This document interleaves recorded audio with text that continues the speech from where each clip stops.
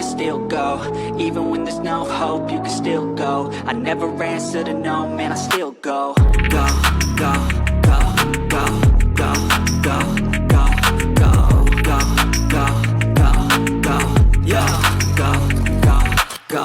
Hustle hard, hustle every... Indonesia mengejutkan Vietnam usai menemukan dokumen penting berusia nyaris 1 abad dan dianggap sebagai kunci kasus naturalisasi palsu Malaysia. Keputusan lengkap FIFA perihal kasus naturalisasi palsu Malaysia seperti membuka tabir kebenaran yang disembunyikan. Kebenaran yang bahkan Malaysia sendiri tidak dapat menemukan itu, yakni perihal akta kelahiran kakek nenek pemain naturalisasi yang disangsi. Sebelumnya, Badan Registrasi Malaysia NRD mengaku tidak dapat menemukan akta asli dari 7 pemain naturalisasi. Oleh karena itu, NRD memutuskan untuk mengeluarkan akta baru dengan bukti yang tidak disertakan secara rinci oleh mereka. Namun, betapa terkejutnya publik ketika Indonesia mampu menemukan salah satu akta asli dari kakek nenek pemain keturunan Malaysia. Dokumen yang diklaim telah berusia nyaris 1 abad alias 100 tahun dan ditemukan dalam arsip yang dimiliki Belanda. Publik Vietnam pun mengejek Malaysia, di mana federasinya tengah sibuk mempersiapkan banding terhadap keputusan FIFA. Sementara Indonesia telah menemukan bukti kuat yang menunjukkan kesalahan fatal dan coba ditutupi oleh Malaysia. Media Indonesia temukan dokumen berusia hampir 100 tahun. Kunci penting, tunjukkan pemain naturalisasi ilegal Malaysia. Tulis Soha. Sementara Federasi Malaysia VAM sedang bersiap untuk mengajukan banding. Media Indonesia sudah turun tangan dengan bukti yang kuat. Bukti ini berkaitan langsung dengan kasus Hector Hafal, salah satu dari 7 pemain naturalisasi Malaysia yang disangsi FIFA. Dalam mendaftarkan Hector Hafal yang sudah dinaturalisasi untuk bisa bermain untuk timnas Malaysia, VAM memberikan dokumen yang menyebutkan kakek dari sang pemain, yakni Hendrik Jan Hafal, lahir di Selat Malaka, Malaysia, pada 3 Februari tahun 1933. Alangkah terkejutnya Vietnam saat Indonesia berhasil mengungkap dokumen tua yang pihak Malaysia pun tidak sanggup menemukannya. Namun media Indonesia Suara mengunggah profil yang sudah berusia hampir 100 tahun yang diarsipkan di Wiwaswi Belanda, yang menunjukkan bahwa Tien Hendrik Jan Hafal lahir di Asgrafnage Den Haag, Belanda. Tulis Soha lagi. Catatan tersebut sesuai dengan dokumen yang dirilis FIFA, sekaligus menegaskan kakek Hector Hafal tidak lahir di Malaysia. Oleh karena itu, langkah Malaysia menaturalisasi sang pemain sangat sembrono dan mengada-ngada lewat jalur keturunan. Hector Hafal melakoni debutnya bersama timnas Malaysia pada Maret tahun 2025 dan berhasil mencetak 1 dari 2 gol melawan Nepal. Sosoknya juga bermain penuh saat Malaysia membantai Vietnam dengan skor 4-0 di putaran ketiga. Kualifikasi Piala Asia ke-2027. Obtain anything you want, anything you need. Your mind's got the key ingredient, it's belief. They'll deceive with the negativity, but I just slide right by.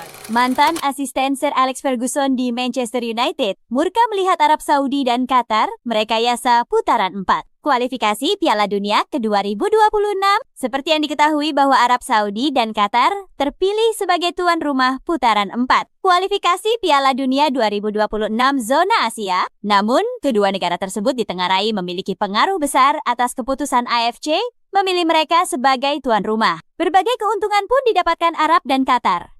Salah satunya yang mencolok adalah jadwal pertandingan. Pertandingan-pertandingan krusial dimainkan selama 7 hari. Arab dan Qatar soma-soma memainkan laga pertama dan ketiga. Sementara lawan mereka, termasuk Indonesia, hanya memiliki waktu 72 jam untuk pemulihan stamina. Perasaan tidak adil pun muncul, dan hal itu dirasakan pelatih Oman, Carlos Queiroz, yang tidak habis pikir dengan keputusan AFC. Ia mempertanyakan mengapa putaran keempat tidak digelar di tempat yang netral, seperti Jepang atau Kuwait, di mana negara-negara tersebut tentu sangat memenuhi persyaratan untuk menggelar pertandingan krusial ini. Saya sudah tahu ini sebelumnya, tetapi dalam situasi seperti ini, akan menjadi keajaiban jika kami lolos. Bukankah ada stadion di Jepang atau Kuwait yang bisa kami gunakan untuk bermain? Mungkin orang-orang yang membuat ini punya perspektif berbeda tentang sepak bola, kata Carlos Queiroz. Mantan asisten Sir Alex Ferguson di Manchester United ini jelas memiliki banyak pengalaman dalam dunia sepak bola. Sebagai pelatih,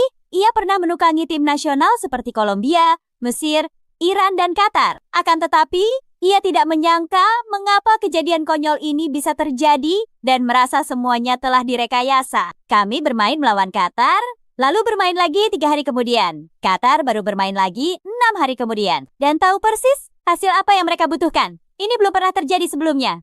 kata Queiroz lagi. Orang-orang yang merencanakan dan merekayasa ini melewatkan sesuatu. Jika mereka tidak melihatnya, bukankah seharusnya kita sebagai pemain dan pelatih harus bersuara? Dapat dimengerti bahwa Piala Dunia butuh tuan rumah. Akan tetapi aneh bahwa orang-orang yang bertanggung jawab tidak merasa tidak nyaman dengan ini. Pungkasnya. Obtain anything you want, anything you need. Your mind's got the key ingredient, it's belief. Better see with the negativity, but I just slide right by that. Putusan lengkap FIFA membuka tabir mencengangkan drama kasus naturalisasi palsu Malaysia. Rasa penasaran publik akhirnya terjawab. FIFA mengeluarkan putusan lengkap terkait kasus naturalisasi palsu Malaysia pada Senin 6 Oktober tahun 2025 malam WIB. Dari putusan itu diketahui bahwa Malaysia telah memanipulasi akta kelahiran dari 7 pemain naturalisasi mereka. Hasil investigasi FIFA menyatakan bahwa kakek nenek pemain naturalisasi terbukti lahir di luar Malaysia. Hal itu berbanding terbalik dengan dokumen yang disampaikan Federasi Sepak Bola Malaysia FOM ke FIFA. Tepatnya saat pengajuan para pemain untuk dapat membela Harimau Malaya, di mana semuanya diklaim lahir di Malaysia. Akan tetapi tak berhenti di situ. Kejutan untuk publik juga terungkap. Satu persatu rasa penasaran akhirnya terjawab. Setidaknya ada 3 fakta mencengangkan yang terungkap dari putusan lengkap FIFA dalam kasus ini. Lantas apa saja?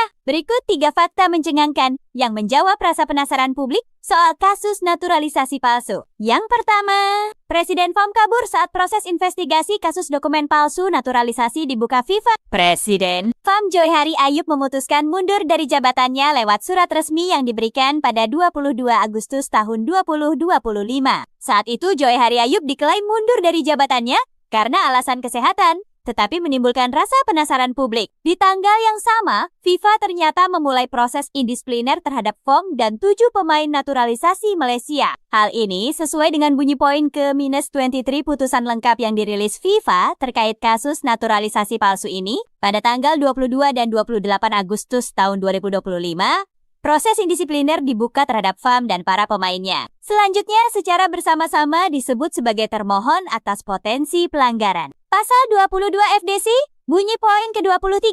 Bukan tidak mungkin mundurnya Joy Ayub bukan karena kesehatannya, tetapi karena melihat besarnya kasus yang dihadapi FOM. Kedua, sebelum disanksi, FOM minta penyelidikan kasus naturalisasi ditutup. Sebelum keluarnya sanksi FIFA pada 26 September 4 hari sebelumnya atau pada tanggal 22 September, FOM telah mengajukan permintaan. Secara khusus permintaan keringanan untuk FOM dan 7 pemain naturalisasi yang terlibat dalam kasus ini. FOM bahkan mengklaim bahwa pengaduan perihal kelayakan 7 pemain naturalisasi mereka tidak berdasar. Tutup penyelidikan saat ini, nyatakan pengaduan yang relevan tidak berdasar, bunyi permintaan FOM sebagai termohon. Meski pada akhirnya permintaan FOM dapat dibuktikan oleh FIFA lewat investigasi yang dilakukan. Dan yang ketiga, FOM menuntut tidak disanksi, minta denda ringan. Untuk pemain hanya teguran. Dalam poin yang sama, FOM meminta FIFA tidak menjatuhkan sanksi apapun kepada federasi dan 7 pemain yang terlibat. Dan jika ada, FOM meminta sanksi tersebut berupa denda ringan untuk federasi,